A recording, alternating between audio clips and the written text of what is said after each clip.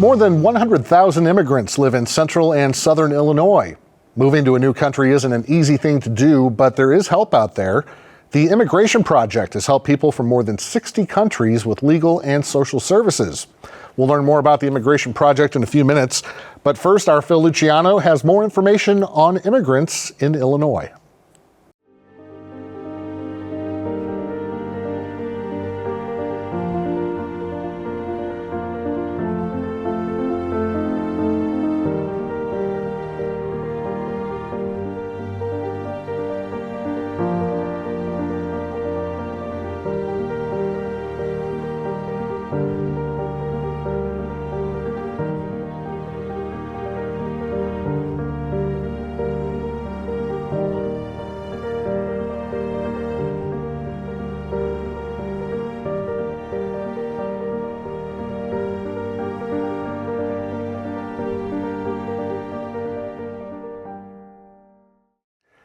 Right now, I am joined by Executive Director Charlotte Alvarez and Camila Gronke. Is that correct? Thank you. With the Immigration Project. Ladies, thanks for coming in.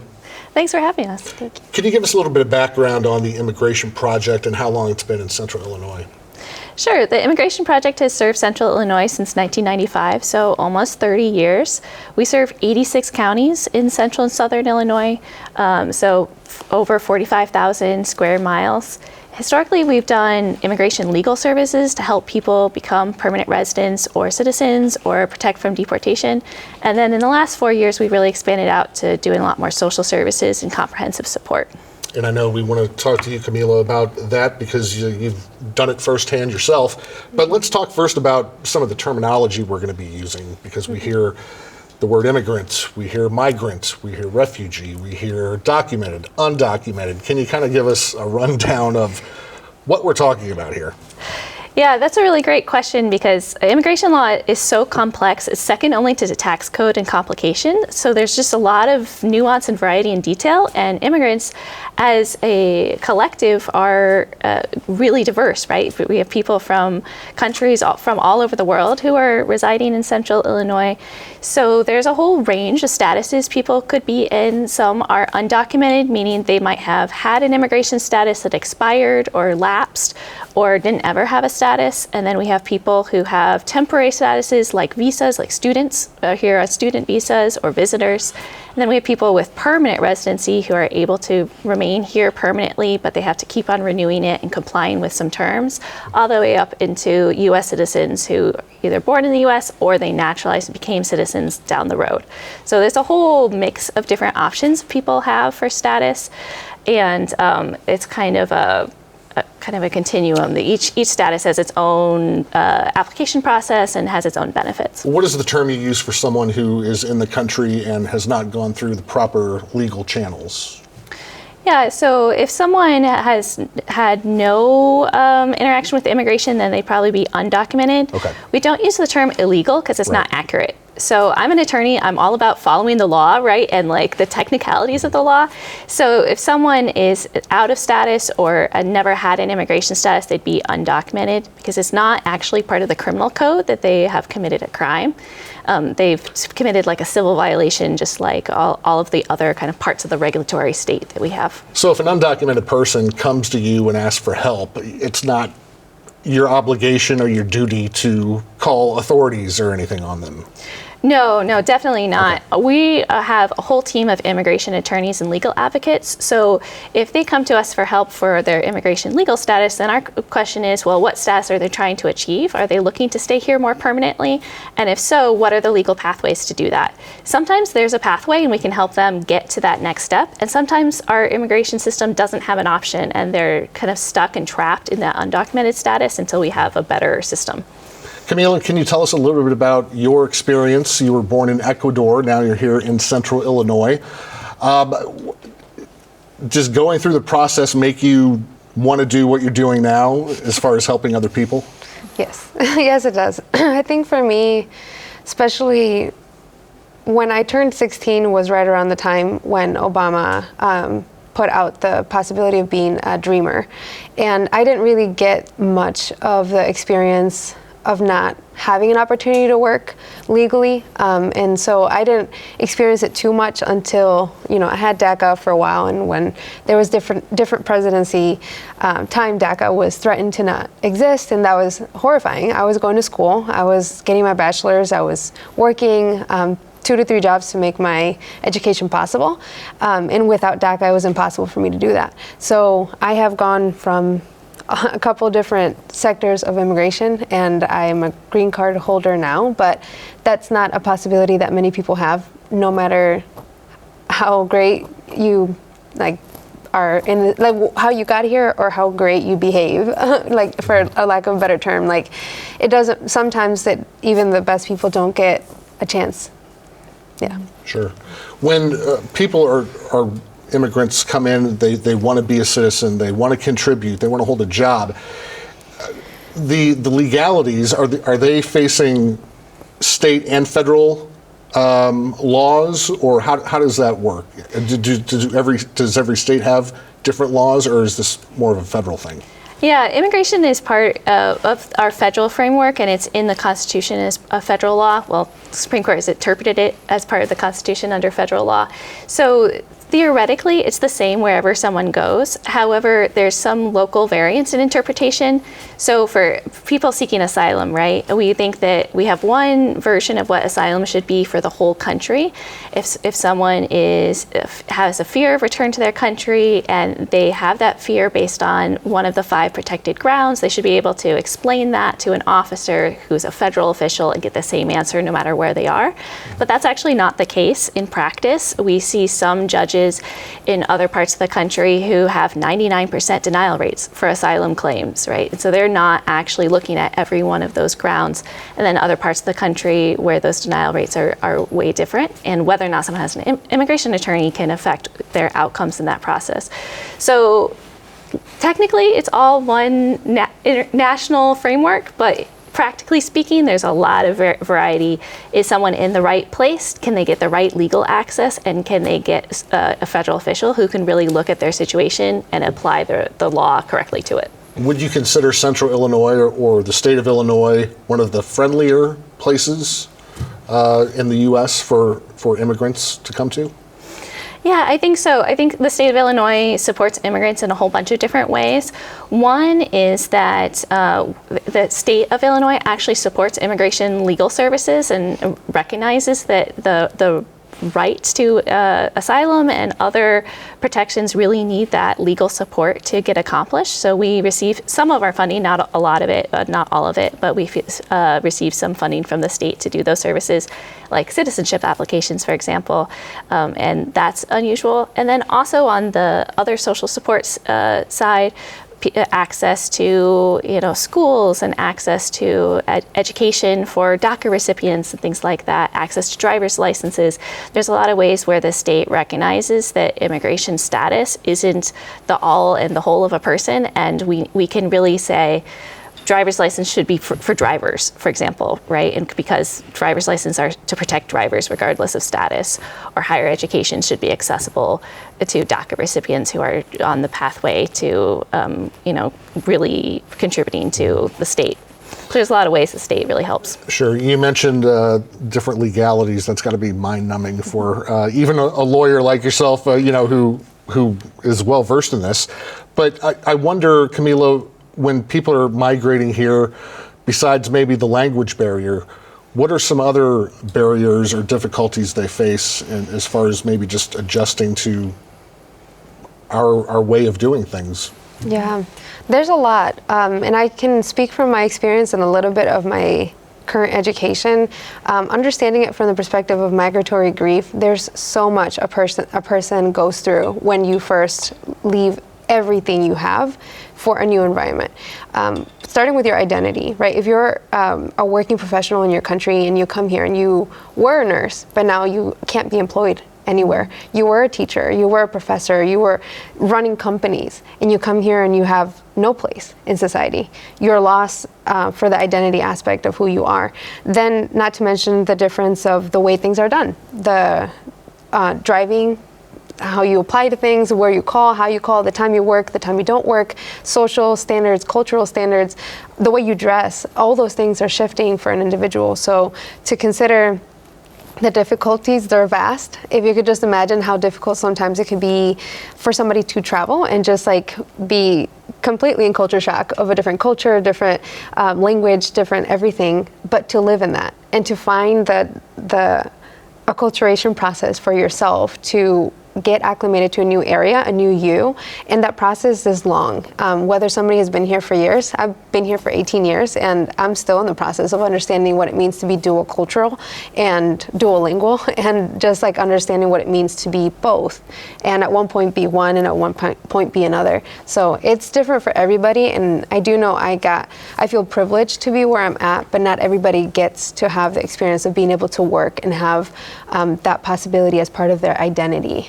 So, You came from Ecuador. Why did your family decide the U.S. would be a better option?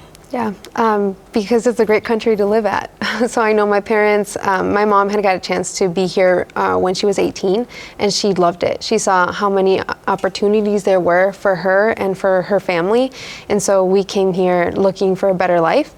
And I know it was extreme sacrifice for my parents, but I get to live. They put up the ladder and I get to walk in a higher stage because of the work that they did. So, When we talk about immigrants, I think a lot of people assume that most immigrants are coming from south of the U.S., but in looking at the numbers, it looks like, they're coming from everywhere. Mm-hmm. Can you give us an idea of some of the more bigger countries that people are coming to the U.S. from? Yeah, Central Illinois, because we cover such a vast geography, we see different pockets of communities across the region, which is really fascinating and sometimes really specific to the zone and region. So if you go up to Monmouth, Illinois, for example, there are Burmese refugees who have fled the conflict in Burma, Myanmar, and have settled and created a new home in Monmouth, Illinois, of all places. In Champaign, we see a lot of Guatemalan immigrants and recent arrivals, and also anytime there's a university, there's international cultural hub from that, right? The University of Illinois, in Illinois University, both of those, and even Southern Illinois University, they're all bringing in immigrants who are professors and professionals and grad students to those regions. So we see those populations in those university centers. We also there's like a band in kind of central Illinois of kind of Francophone participants. So you see individuals from Haiti who speak Haitian Creole and French, and then also longer standing populations from Democratic Republic of Congo. So we've been doing some work in creating a Francophone alliance and bringing together these Haitian communities with Congolese communities, and Congolese communities have been here a little bit longer and are a little bit more settled. So that's been really interesting to see. It's really a really fascinating landscape once you start interacting and finding different pockets of community throughout the region. And I'm sure that helps people coming, from those countries. If they could find someone who's lived in their country previously, that's got to be a bit of a relief anyway. Yeah, definitely. I think, Camila, what you were saying about people, a lot of immigrants come with a lot of hope and a lot of grit and determination, and some come with some connections. So we have in Bloomington Normal some Venezuelan families who have been able to be reunited in the United States after having a long time separated. And so you'll see more established Venezuelan community members helping the recent arrivals and partnering with them and helping explain, well, winter's coming, right? Like, be prepared. Yeah. Here's how you get a winter coat. Kind of those aspects of living in Illinois. Where do you go? What are the best restaurants? How do we make our own new communities here? Mm-hmm. You recently got a really big grant. Tell us about that and what that's going to mean for the Immigration Project. We were really excited and pretty shocked to receive a $2 million grant from the Yield Giving Fund. So Mackenzie Scott has a foundation. She's the ex-wife of Jeff Bezos from Amazon. And as part of her mission to help redistribute the wealth from that into charitable causes, they had an open call. So nationally, they invited anyone who wanted to, any organization, to apply for funding and just explain who we are, what we do. And so we applied for it, kind of threw a dart into the void and see what we'll see. And we were so fortunate to be selected of one of only, I think there were 367 organizations throughout the country who received grants. And we have $2 million, and we're really excited about that new opportunity. It covers about 2/3 of our budget for a year. You know, we're larger. We have almost 50 people on staff, and we have wait lists that are over 500 people long for some of the services we perform. So there's definitely a lot to do, but it will be a good, solid foundation for us to build from. What are some of those wait services that people are trying to get into? Yeah, so we have a lot of legal services. So we help survivors of domestic violence and trauma apply for status, asylum seekers. We have a lot of recent arrivals who need support on the legal services side. We also have a program for unaccompanied minors, so kids who came without their parents, and we don't have enough capacity to serve all of those. There's no right to an attorney, even in removal cases, even for children. So the U.S. government says that 2-year-olds can represent themselves in deportation proceedings without an attorney. Yeah. Really? I have that look too. I don't know if you've ever talked to a 2-year-old and asked them yeah, I have. what country they're from and what happened to their country and what their legal claims are, but it's not easy. I wouldn't imagine so. My gosh. So we do a lot of that work. And then on social services, we help people, you know, figure out what are the resources happening in their community and how can immigrants equally access those resources. Camila, when you meet immigrants who may be in this country for the first time, I'm sure they're nervous, maybe a little scared. From your experience and what you've done with the Immigration Project, what's one of the first things that you tell them? I start with the basics. I go with, do you have shelter? Do you have access to food, resources that are food pantries around the area for where they live, education, medical needs, just some of our basic things, right? So some of those basic needs. And once we have those bases covered, and especially for children also getting health insurance, getting that, those are the first things we check the boxes. All right, you can establish yourself with some of those basic needs being met. After we get through that, we can talk more about, okay, so here's, where you can find this. Here's where you can find that to really get acclimated. But when you come, a lot of times, especially in a state of crisis, that you could be in a state of crisis and you want some of those things covered before you could think about what is 6 months from now. You're thinking about where am I sleeping tomorrow? How am I getting my family settled in a place where they can thrive? So. Do you have any words of wisdom from what you went through in terms of, I'm sure you got to tell them to be patient. This is not an overnight process. Yeah. Anything else that you tell them to make them feel a little better? I don't think they're looking for our emotional, pat in the back in that moment. They're really hoping for some help, and we provide that through the Immigration Project. We're able to meet those needs. If somebody was to ask my personal, what can I do during this moment? For me, it was people, family, and God. So it was just those things that we leaned close into and felt like that we needed somebody else. We needed a helping hand, and those were our helping hands to get to where we are. And I will say, we serve low-income populations, right? And a lot of immigrants, again, through our universities, through State Farm, Caterpillar, a lot of the immigrants who are coming to downstate Illinois are coming at, they have resources, stability, they have all those needs met, and they're maybe not coming to the Immigration Project for those services. Mm-hmm. So I think that it's another moment to recognize the true diversity when we talk about immigrants as one category. We have people who have been here 30 years, people who are coming in, who are doing investment visas for over $1 million, and a whole range in between. But our goal is to make sure that folks who are no one's lost in between, right? That throughout this region, people who are low income, regardless of where they're from and regardless of where they're living, have what they need to live in dignity and respect.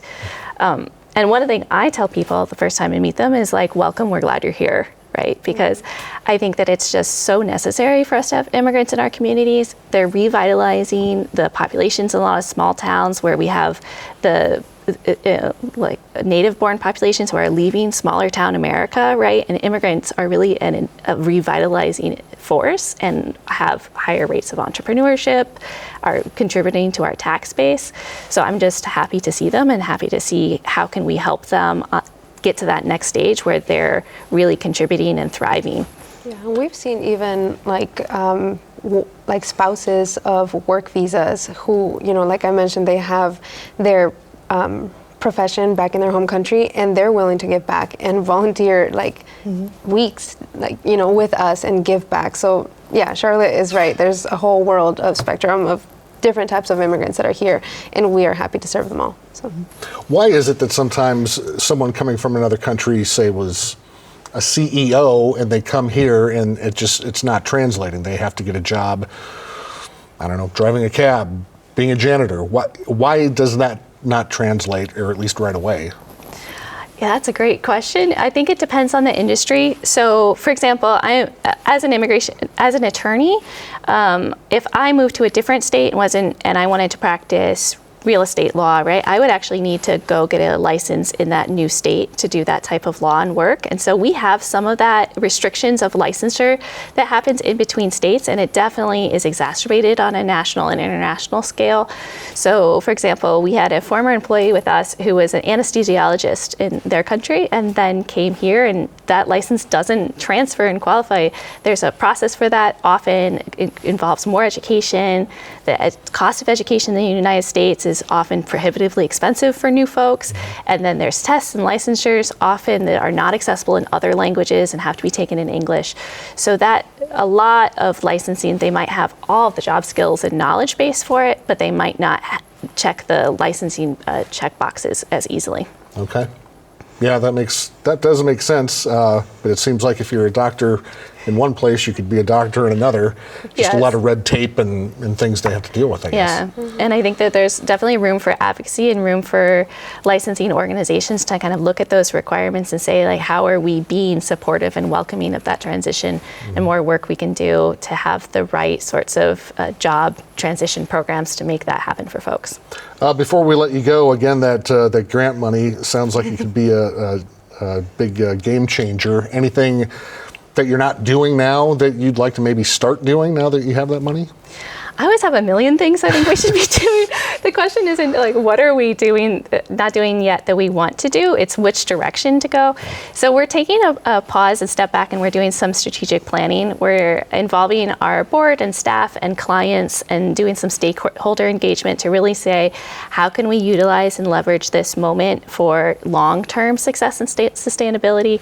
You know, I could use it up in a second and help people today, but then are we really making sure that Immigration Project is going to be here in the long term and making sure we're meeting that mission across that whole service area as best we can?